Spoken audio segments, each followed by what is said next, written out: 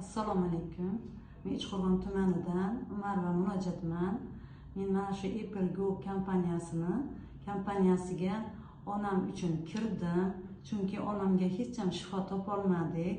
Shuning uchun Apple Go kompaniyasini mahsulotlarini oldin rosa o'rganib oldim, o'rganib chiqdim.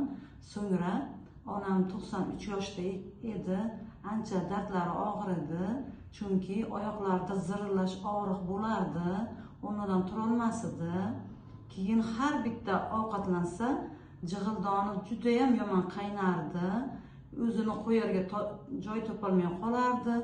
Keyin kechalari hech ham uxlolmasdi, uyqusi qochardi.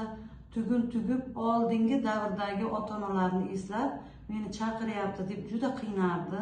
Qiyin ahvolda qolardi. Kunduzi ham, kechasi ham uyqusi rosa kam bo'lib qolgan. Hattoki uyini ham tanimay qoldi. Hattoki bolalarni ham tanimay qoladigan darajada bo'ldi. Oxiri shu Apple Go kompaniyasiga kirib, men onam uchun davo istab, mahsulotlar bilan tanishib chiqdim. Shuning bilan birgalikda onamga Brain stop berdim. AES degan mahsulotini ichirdim. Chunki AES mahsulotida ko'ngli ko'p aynigani uchun, o'ti yaxshi ishlamagan uchun jig'ildoni qaynardi. Oyoqlariga stop bergizdim. Keyin Brain xotiralarga berdirdim. Birinchi oyda har holda juda haligi eshikka qarab chiqib ketaveradigan holatini sal kamaytirdi. Ikkinchi oyda jig'ildoni qaynashi pastlab bordi.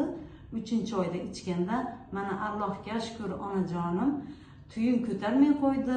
Soat 10 dayoq ertalab turib nonushtasini qiladi, kitobini o'qiydi. 10 dayoq men uxlab birpas dam olay deb uxlaydilar. Jig'ildoni qaynamay qo'ydi. Bemalol o'rnidan turib saralariga o'zlari boradigan bo'ldi. Oyog'ini jimirlashlari yo'qoldi. Allohga shukr, bizga mana shu Apple Go kompaniyasi juda katta yordam berdi. Juda ham minnatdorman. Yana mana hozir keyingi mahsulotni ichishga keldim. Buyuti bilan Brain olgani keldim. Chunki onamni yoshartiraman, 100 dan oshiraman.